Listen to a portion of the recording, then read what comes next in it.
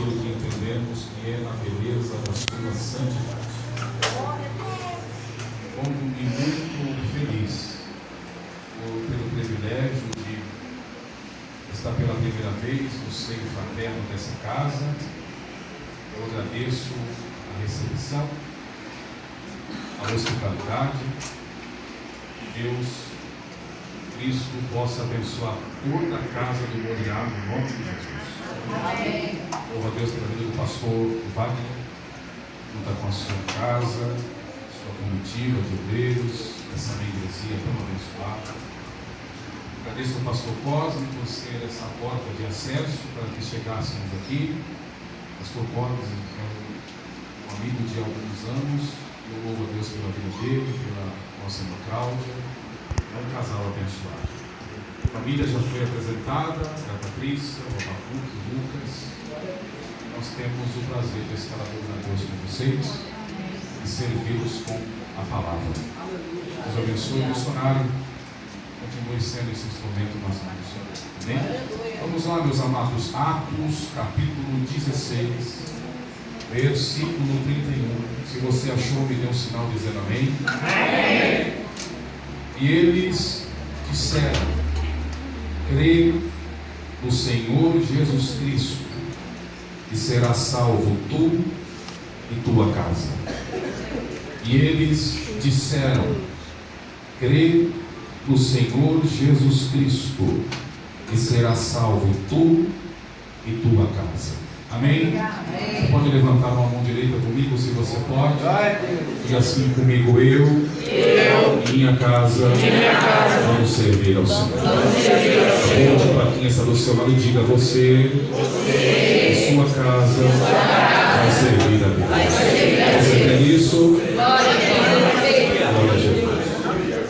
Meus amados irmãos, não tem muito tempo,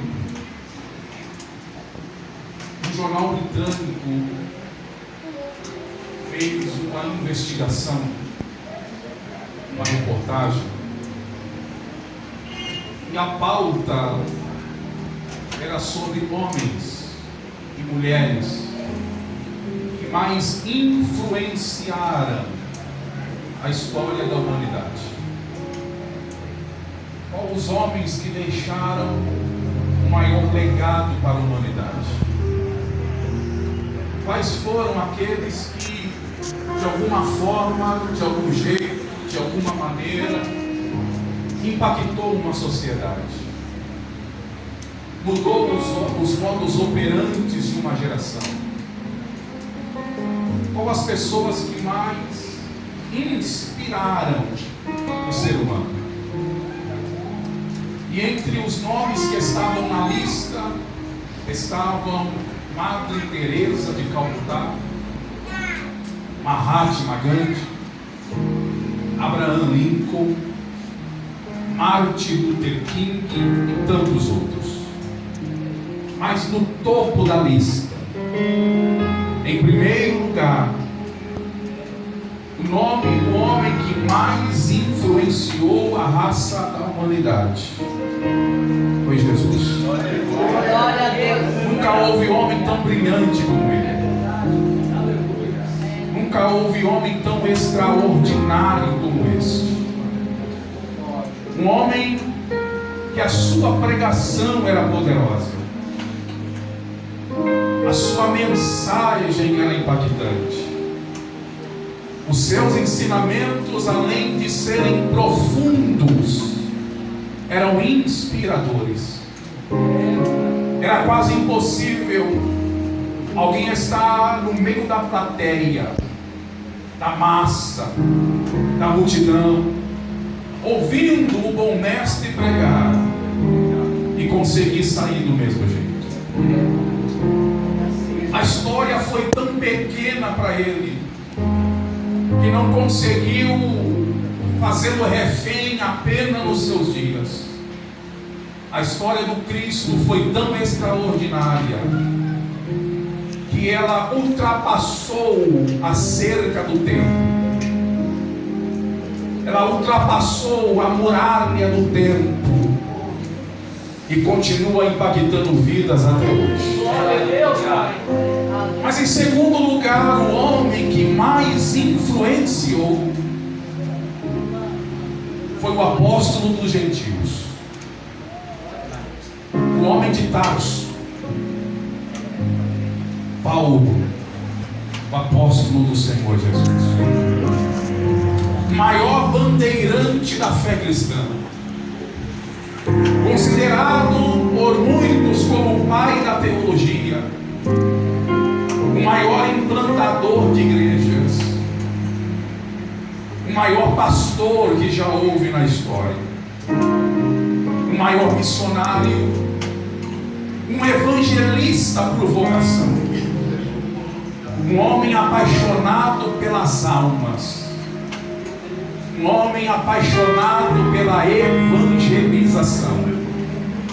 Aonde este homem passou, ele passou para deixar a marca em alguém. Ele passou para influenciar pessoas. Em 20 anos de ministério, Paulo conseguiu pregar para mais de 80% da raça humana nos seus dias, sem precisar de internet, sem precisar de mídias sociais, sem precisar de Wi-Fi, computador, notebook e um iPhone A40 nas mãos. Ele conseguiu pregar para 80% da raça humana. A minha pergunta é: se ele tivesse tudo isso que nós temos hoje, o que esse homem não teria feito? Esse homem, com o seu ensino, com a sua teologia, com a sua ética, ele incendiou a humanidade. Dificilmente Deus levantará outro como o apóstolo Paulo. Biblicamente falando, Paulo, ele fez 4 viagens missionárias. Todas tiveram a sua devida importância e relevância. Mas a viagem missionária mais produtiva que Paulo fez, a viagem missionária que mais teve peso, que mais impactou, foi a sua terceira viagem missionária. Na terceira viagem missionária, a partir do capítulo de número 15 de Atos, Paulo, ele fundou uma igreja em Éfeso. Paulo, usado pelo Espírito do Senhor, provocou o maior avivamento em Atenas.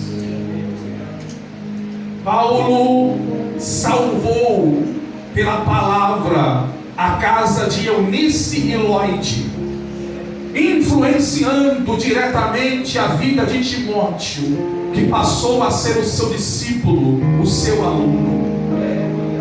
Paulo fundou uma igreja em Filipos.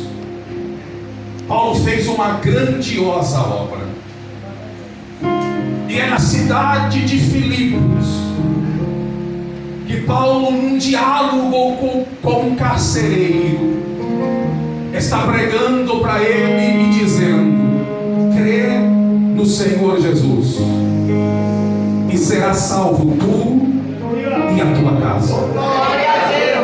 O que na verdade Paulo está apresentando para este homem é a pauta do Evangelho, a proposta do reino de Deus, o desejo do bondoso e grandioso amor de Deus. Qual, pastor? Salvar não apenas o indivíduo, mas salvar também toda a sua casa, salvar também toda a sua família, salvar também toda a sua parentela. A Bíblia, por diversas vezes, nos convence desta verdade. Quando o Senhor anunciou ao seu amigo Abraão que iria destruir Sodoma e Gomorra, ele destruiu. Mas antes de destruir Sodoma e Gomorra, ele preservou uma casa, ele preservou um lar, Ele preservou uma família. Ló e quase toda a sua casa foram preservadas do juízo de Deus. Aleluia. Quando vamos lá para os dias do Gênesis capítulo 6, mais uma vez Deus julgando a raça do homem. Só que o Senhor, antes de destruir e matar tudo sobre a face da terra, o Senhor diz assim: Noé, prepara uma arca, entra você e toda a sua casa. E a Bíblia diz que no meio do juízo, Deus mais uma vez preservou uma casa, preservou um lar, preservou uma família. Depois que os hebreus entraram na terra prometida, Josué chama os anciões e diz para eles: olha, o que Deus falou que ia fazer, Ele fez. O que Deus prometeu, Ele cumpriu. Já estamos de posse da terra prometida. A partir de hoje, faça cada um o que quiser da vida, mas eu e minha casa, nós vamos servir ao Senhor. Quando você olha para o Novo Testamento, a proposta não mudou. A proposta continua a mesma. Jesus entra na casa de um homem com um caráter duvidoso, um político corrupto, que nem tamanho tinha, Zaqueu. E o Senhor libera dentro da casa de Zaqueu uma palavra que eu me arrisco a dizer, é o sonho de consumo de todo mundo aqui. Quem não queria que hoje Jesus descesse na sua casa e liberasse uma palavra dizendo: hoje veio salvação a essa casa. O Senhor poderia ter um encontro com Zaqueu no pé de figueira, tratar com ele no particular, salvá-lo ali mesmo e acabou, mas não, ele fez questão de acompanhar Zaqueu até a casa dele. Porque Deus não quer salvar só você. Deus quer salvar a tua casa, a tua família, a tua parentela. E eu vim aqui como boca de Deus para você, dizendo que se você entender e crer, e se Deus quiser, 2023 você e a tua casa estarão servindo ao Senhor. Eu preciso entender o que Paulo está dizendo, porque na Bíblia há pelo menos 4 designativos para a palavra casa. O primeiro designativo para a palavra casa está no livro de Isaías 56:7. O Senhor, pela boca do profeta, está falando que a casa dele, que a igreja, será chamada como casa de oração entre os povos. Então, quando a Bíblia traz essa expressão casa, ela está falando diretamente de igreja. E talvez você não saiba, mas Deus tem uma igreja. E a igreja que Deus tem, ela tem um nome. E o nome da igreja de Deus não é Assembleia, não é batista, e nem muito menos presbiteriana ou pentecostal. O nome da casa de Deus é casa de oração. O nome da igreja do Senhor é casa de oração.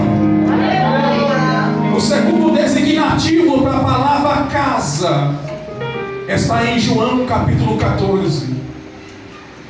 Jesus vai dizer assim: não se turbe os vossos corações. Credes em Deus, credes também em mim.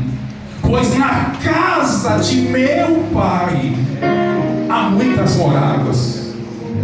E se não fosse isso, eu não vos teria pregado, dizendo que lá tem muitas moradas para você. Eu vou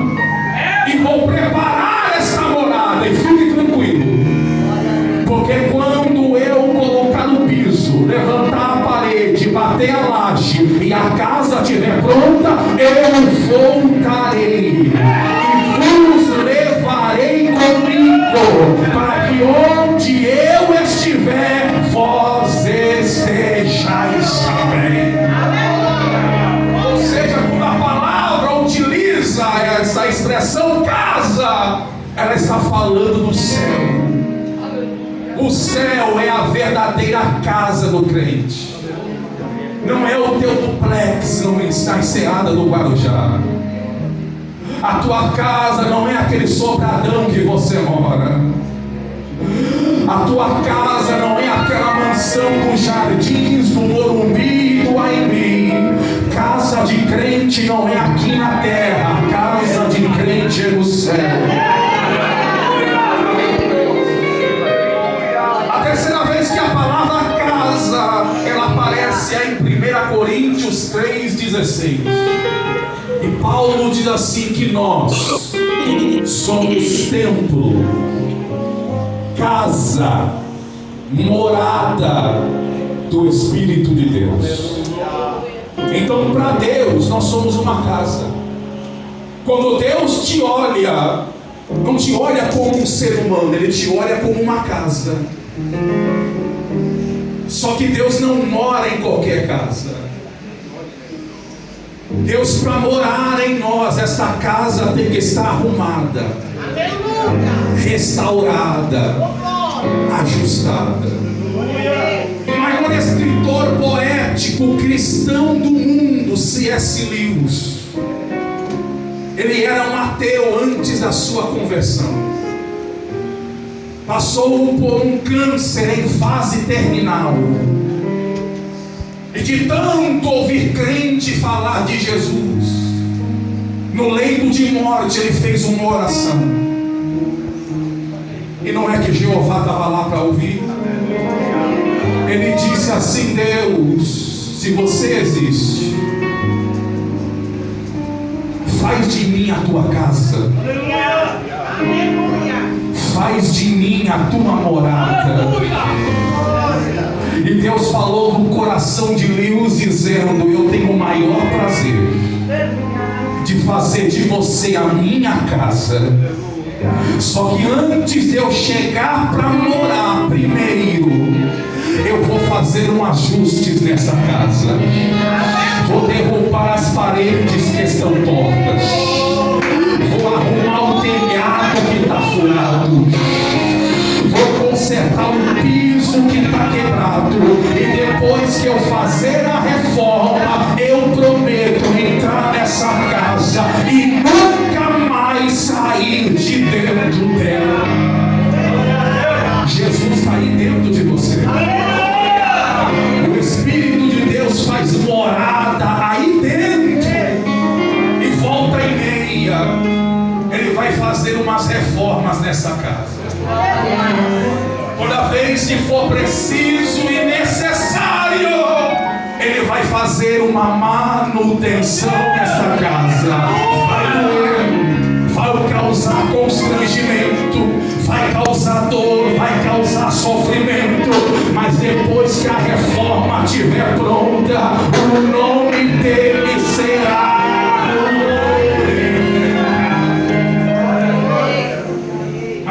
a expressão que a Bíblia apresenta como casa é esta, de maneira literal: casa, morada. No grego, oikone, morada, aposento, lugar de descanso, casa. E é isso aqui que Paulo está dizendo, que esta casa ela pode ser alvo de salvação. E esta casa pode ser alvo de um grande projeto de restauração do Senhor. E Paulo ele vai trazer algumas coisas que, se nós não nos atentarmos, vai passar desapercebido. É por isso que Bíblia não é para ler. Ler, você lê jornal, lê revista. Bíblia é para meditar. E olha o que ele diz assim: crê no Senhor Jesus e será salvo tu, tua casa. Glória a Deus. Paulo não atropela princípios aqui. Ele não coloca primeiro a salvação da casa, primeiro Ele coloca a salvação do tu. Primeiro Deus salva o tu, depois o Senhor salva a casa. Pastor, não entendi. Quem é o tu? É você. Você é este tu. Porque basta um começar a vir para a igreja, basta um chegar no culto, basta um abrir o coração para Deus, basta um se entregar para o Espírito Santo, basta um dobrar o joelho no altar e reconhecer que é pecador, que a salvação te alcança e depois alcança toda a sua casa. Diga para alguém: você é o tu que Deus quer salvar. Outra coisa que eu observo é que Paulo não vai restringir, limitar a quantidade de pessoas que Deus deve ou não deve salvar. Olha o que ele diz: em tu e tua casa, plenitude, completude, totalidade. Ou seja, se Deus quiser, ninguém fica fora. Se Deus tiver obra, ninguém perde a bênção. Se Deus tiver projeto, até a sogra entra no meio para ser salva. Eu tenho o costume de dizer que uma família normal, ela é constituída de 4 pessoas no máximo: o esposo, a esposa, ou seja, o pai, a mãe e 2 filhos. Quando a família passa a ter mais de 3 filhos, não é família mais, é tribo. Lá em casa é uma tribo. É 4 filhos e 8 netos. E Paulo está dizendo: independente se é uma casa ou uma tribo, quando a bênção chega lá, Jesus salva todo mundo e ninguém fica de fora. Me ajude a pregar, por favor. Pegue na mão de quem está vivo aí, no nome de Jesus. Pegue na mão de quem está no culto aí, pelo amor de Deus. Levanta a mão dele o mais alto que você puder. Dá uma chacoalhada pentecostal nele para ver se ele está acordado. Diga para ele: se prepara, tem obra chegando na tua casa. Diga para ele: se prepara, este ano vai ter testemunho de vitória. Diga para ele: se prepara, já vai preparando a coxinha, já vai preparando o pano, já vai preparando os filhos, porque vai ter testemunho de ação de graça naquilo que Deus vai fazer.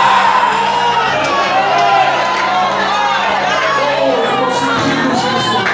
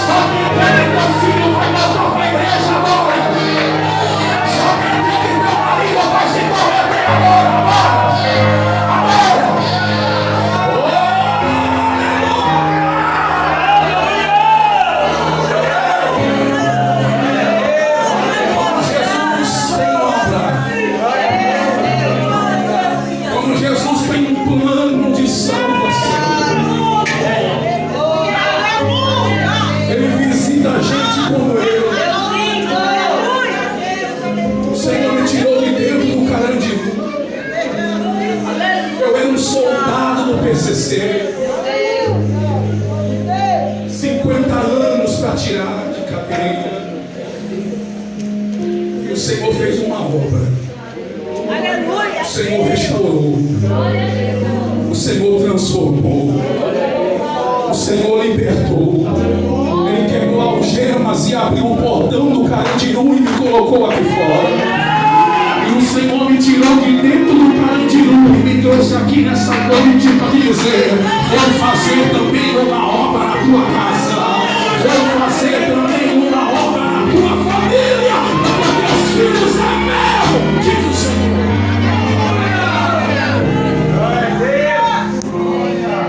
E como Deus trabalha assim, a gente entender.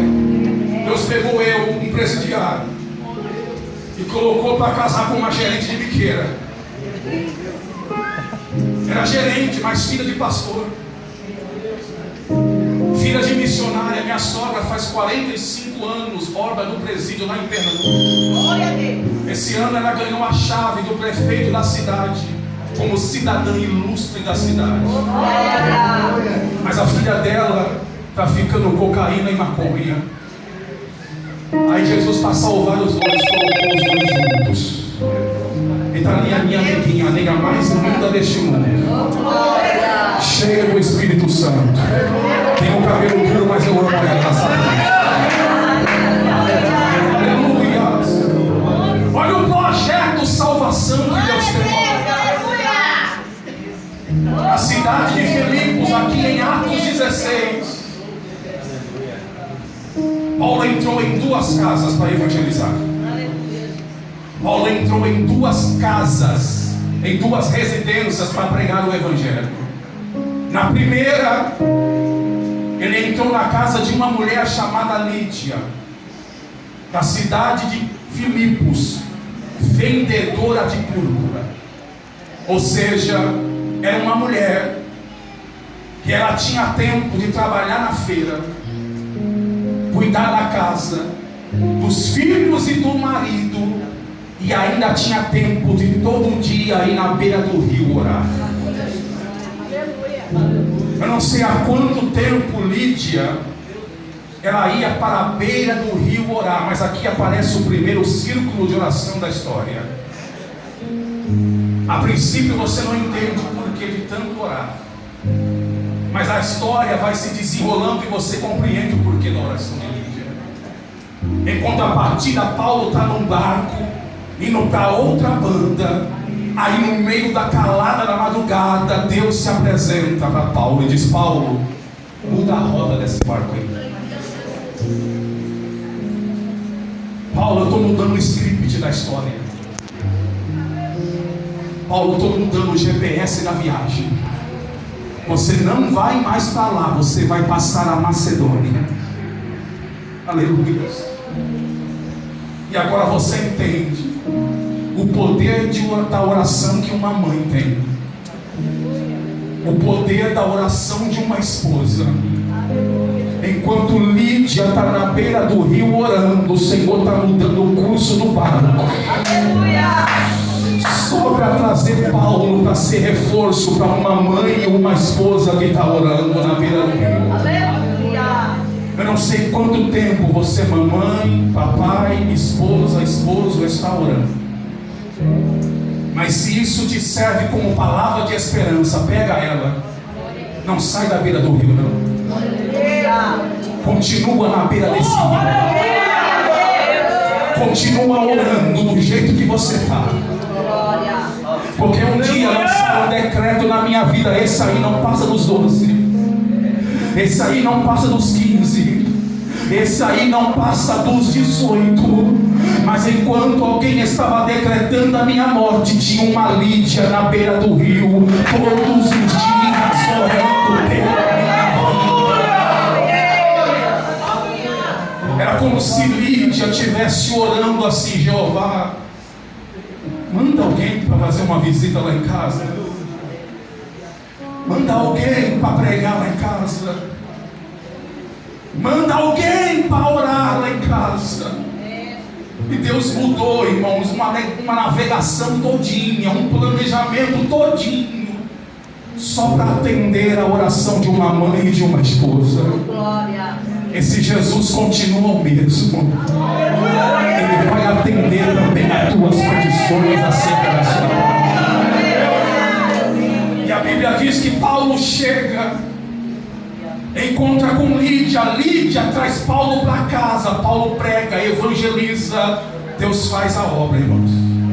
E a Bíblia diz que no mesmo dia toda a casa de Lídia se converteu ao Senhor. E para você pode demorar, mas quando Deus começa a fazer, Ele faz com pressa. E a Bíblia diz que no mesmo dia todos desceram as águas do batismo e ainda tomaram ceia à noite. Não entendi, pastor.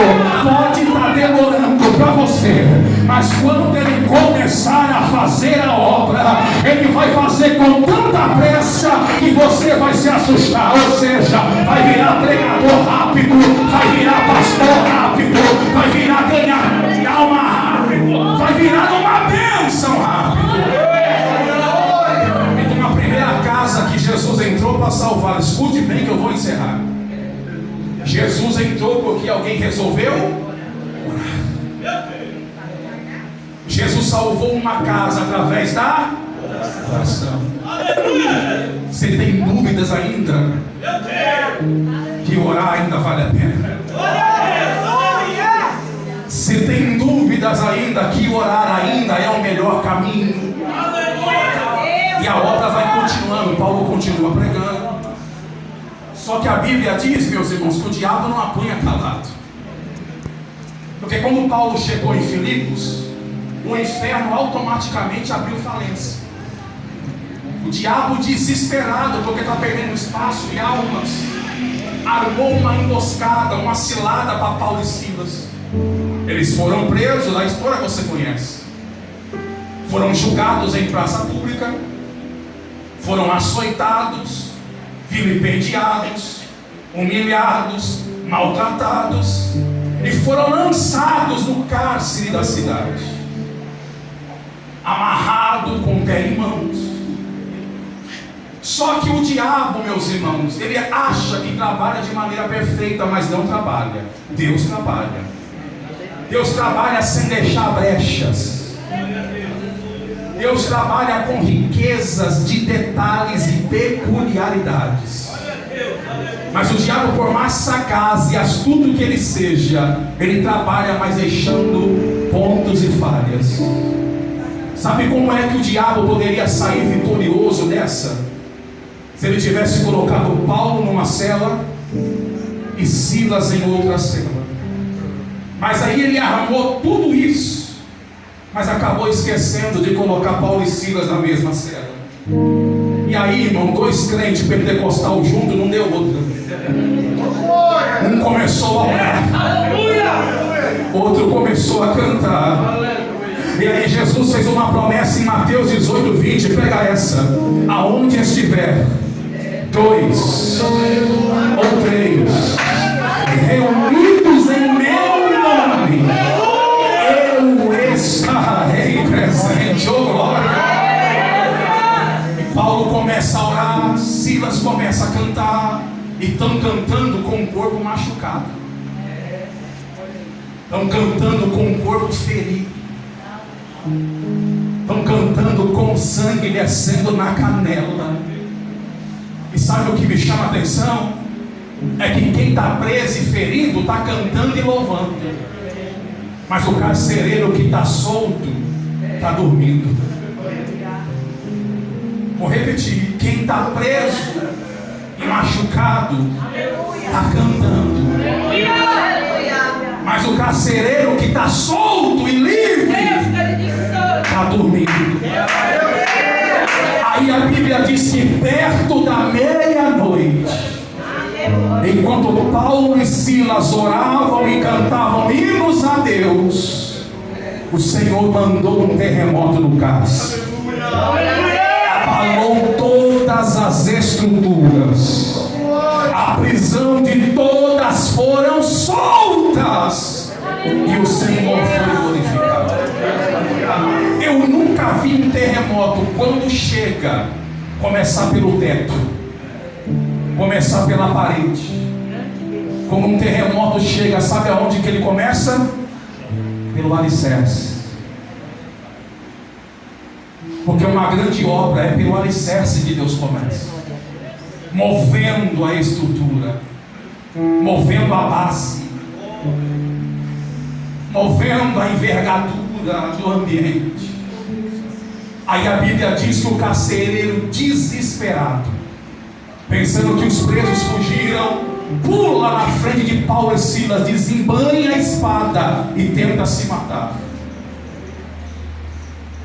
Paulo pula na frente e diz: ei, não precisa de nada disso, todos nós estamos aqui ainda.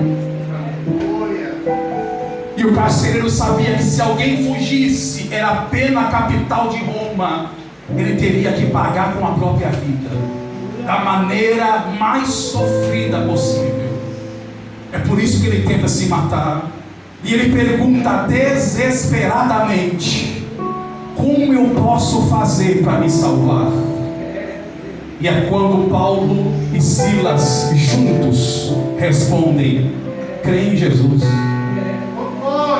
e será salvo tu e a tua casa. Vou encerrar agora. O carcereiro leva Paulo e Silas para dentro da casa dele. Paulo evangeliza, Paulo prega, Paulo instrui, Paulo discipula.